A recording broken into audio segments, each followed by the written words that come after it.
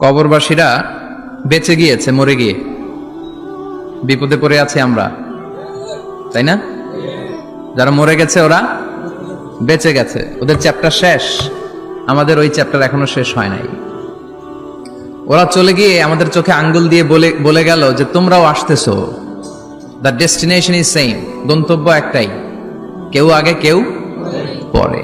কেউ কি এই মৃত্যু থেকে বাঁচতে পারবে? কথা বলেন। আল্লাহর ওলিরা বাঁচতে পারে নাই, নবীরা বাঁচতে পারে নাই।